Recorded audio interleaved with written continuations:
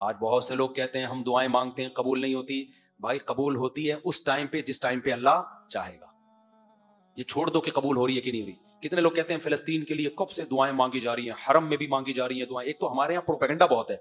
بہت سے لوگ کہہ رہے ہیں فلسطین کے لیے حرم میں دعا نہیں مانگی جا رہی, بک گئے ائمہ حرم. میں جب ابھی عمرہ کرنے گیا تو پہلی تراویح میں ہی فلسطین کے لیے دعا مانگی ہے انہوں نے. سوشل میڈیا بہت بڑا عذاب ہے, میں آپ کو بتاؤں. اتنی دجال کے آنے کی ہمیں بالکل ضرورت ہے ہی نہیں. جو لمبا پھینکتے رہو نا, بس پھینکتے رہو. میں نے تو یہ فیصلہ کیا ہے جب تک کوئی چیز اپنی آنکھوں سے نہ دیکھ لو نا تبصرہ ہی نہیں کرو. جو اٹھا کے فیس بک پہ جس کے جو ٹھگ نکالنی ہوتی ہے نکال کے.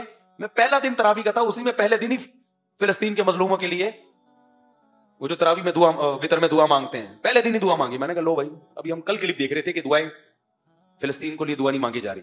تو جو کیا کہہ رہا تھا میں, ہاں لوگ کہتے ہیں اتنے عرصے سے ہم دعائیں مانگ رہے ہیں قبول نہیں ہو رہی. اس چکر میں بہت سے لوگ دعا مانگنا چھوڑ دیتے ہیں. یہ مت کرو.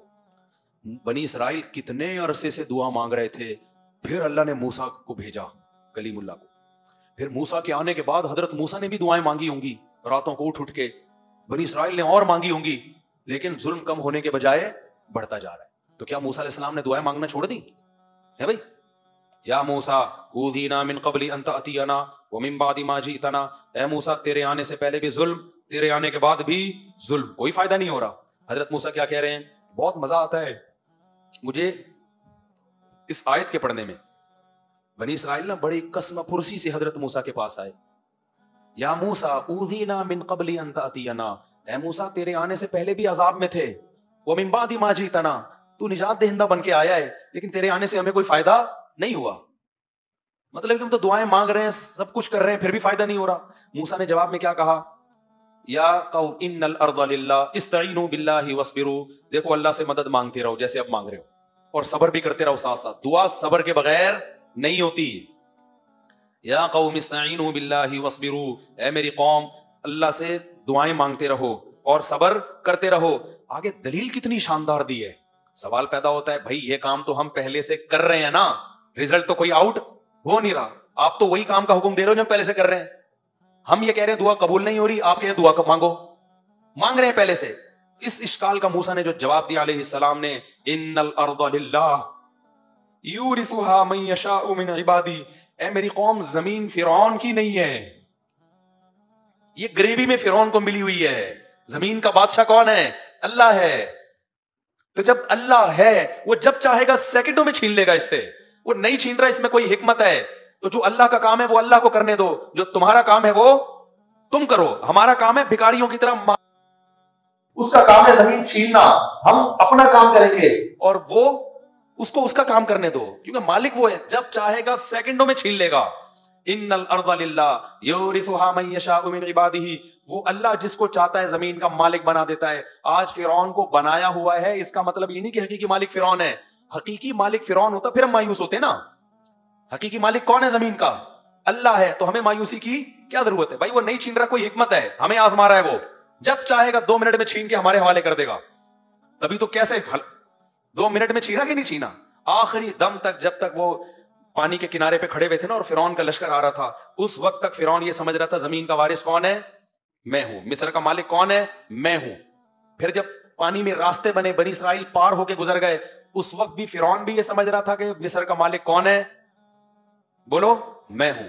جیسے آج اسرائیل سمجھ رہا ہے کہ فلسطین کا مالک کون ہے؟ اسرائیل ہے. فرعون تو اس سے بڑے پاورفل تھا, وہ بھی آخری اینڈ تک یہی سمجھتا رہا کہ زمین کا مالک کون ہے؟ میں ہوں. راستے بن گئے, اس وقت بھی فرعون سمجھ رہا تھا مصر کا مالک کون ہے؟ میں ہوں. بنی اسرائیل بھی یہ سمجھ رہے تھے, حضرت موسیٰ بھی یہ سمجھ رہے تھے کہ فی الحال زمین کا مالک کون ہے؟ فرعون. چند سیکنڈوں کے اندر کام ہوا ہے. جب فرعون نے پانی میں اپنے گھوڑوں کو دوڑانا شروع کیا, انہی راستوں میں جو بنی اسرائیل کے لیے بنے تھے, اور جب آخری آدمی جب تک داخل نہیں ہوا نا اس پانی میں, اس وقت تک بھی بنی اسرائیل یہ سمجھ رہے تھے کہ مصر کا مالک کون ہے؟ فرعون. ان کو کیا خبر تھی کہ یہ ڈوبے گا یہاں پہ. اللہ نے موسیٰ کو صرف یہ بتایا تھا کہ سمندر پہ لاٹھی مارو راستے بنا دوں گا. اب تک یہ وحی نہیں آئی تھی کہ اس کو تباہ بھی کروں گا, جو ظاہر کی آیت سے جو پتا چل رہا ہے. تو اس وقت تک سب یہ سمجھ رہے تھے.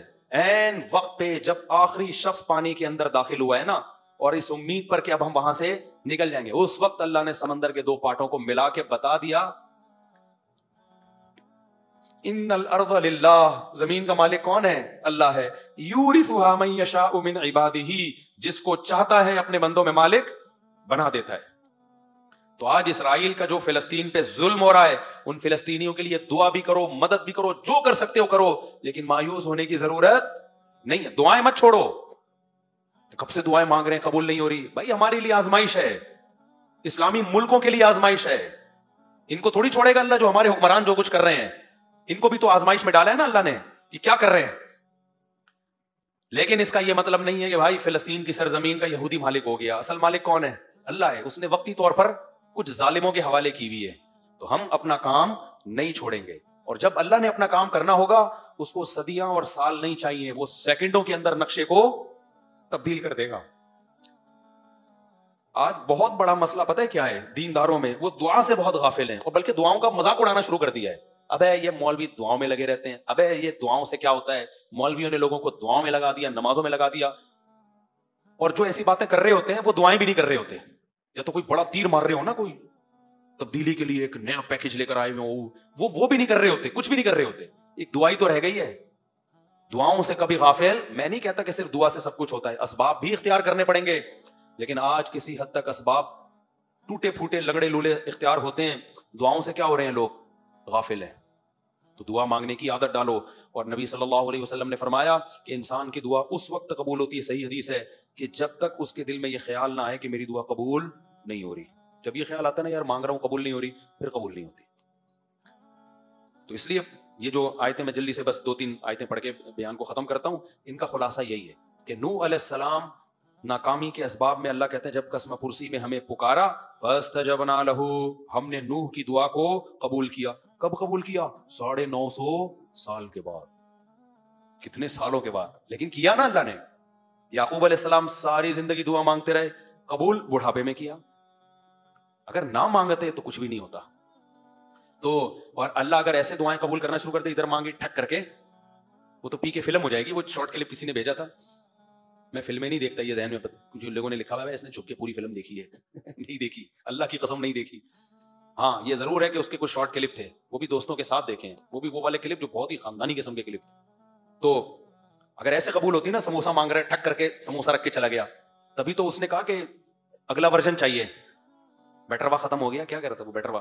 اگر اس طرح سے دعائیں قبول ہوتی ہے، اللہ میری فلاں جگہ شادی کرا دے، ٹھک کر کے ہو گئی، تو پھر تو ایمان بالغیب رہتا. ایمان بالغیب، ایمان بالغیب تھوڑی رہتا. پھر تو بھائی جو مانگو ٹھک کر کے مل رہا ہے. پھر تو کافر بھی کہتے ہیں یار دعائیں مانگو بس. تو اللہ نے غیب میں رکھا ہے، تبھی دعائیں وہ لوگ مانگتے ہیں جن کا ایمان بالغیب ہوتا ہے. وہ بہت جاندار دعائیں مانگتے ہیں. جن کا ایمان بالغیب نہیں ہے، ان کا ہر عبادت میں دل لگتا ہے، دعا میں ان کا دل نہیں لگتا. ان کو لگتا ہے یار یہ ایسے ہی بس جائے، وہ نماز پڑھ لے گا، قرآن پڑھ لے گا، دعا نہیں مانگے گا. تو اللہ تعالیٰ فرماتے ہیں فاستجبنا لہ، ہم نے ان کی دعا کو قبول کیا.